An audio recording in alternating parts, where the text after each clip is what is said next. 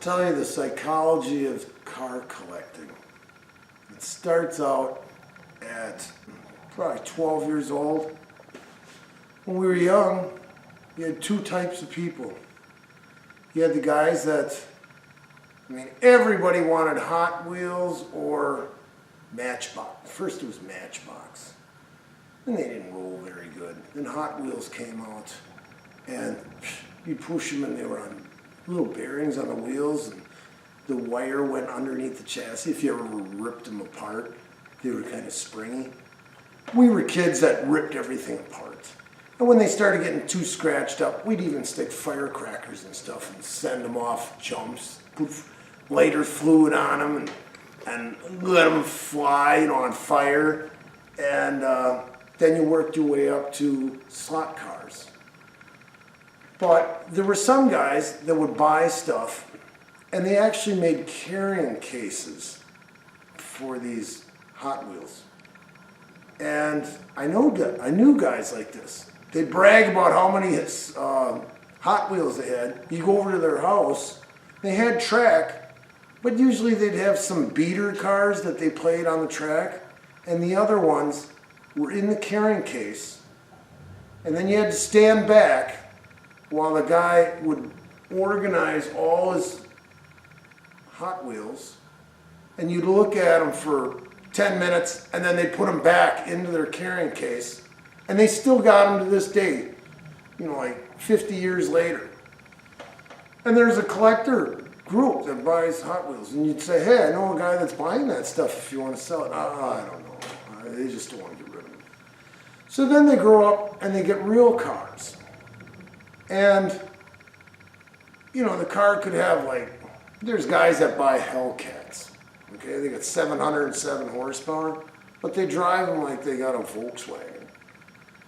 Then there's the other kind of guys that had Hot Wheels, or they'd make models and they'd morph the models. If you get a model that had big giant tires and that broke up, then when you bought another car, then you were filing out the wheel wells so you could put bigger tires on it. They'd have leaf springs, you'd heat them up with a lighter and bend them so that they were jacked up, and you'd put a blower scoop on them. There were guys that modified stuff, and then they fell off you'd have them on your dresser drawers and stuff. They fell off. If the cat got up there and knocked them off, pretty soon you glued the wheels on too many times, they started looking shitty. So then you'd stick a firecracker in them and blow them up.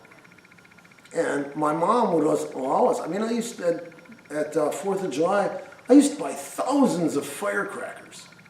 You'd get there'd be 100 of them on a string. Sometimes you just light the whole thing and just let it ba ba ba ba ba ba and blow them off.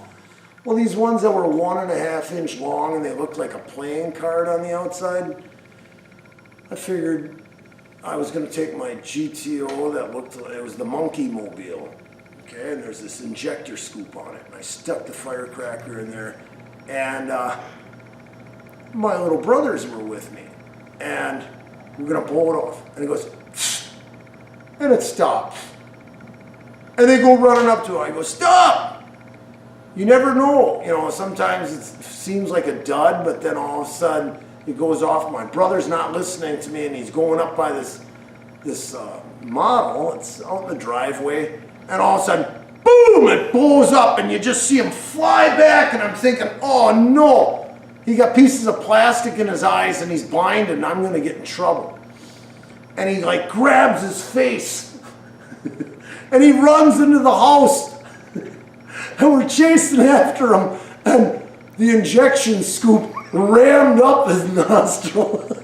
And we're laughing our ass off. My mom's all freaked out. She doesn't know what's happening because she hears this kid screaming.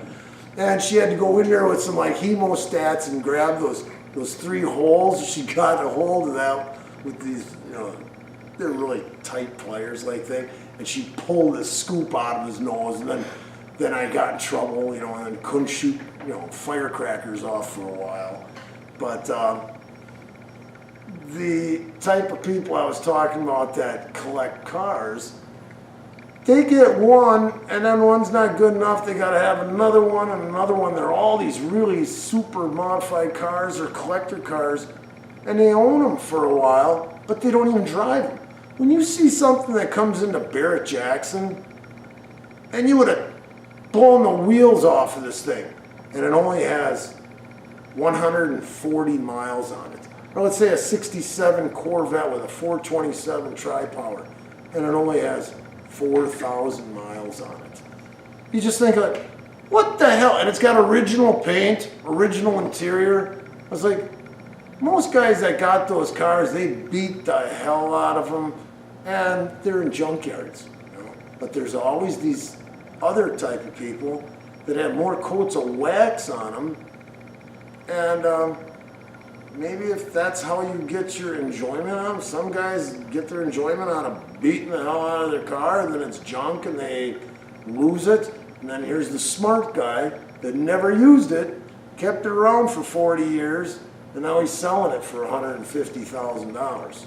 So that's what I just noticed about people, is the people that save stuff. I think you should at least try it out.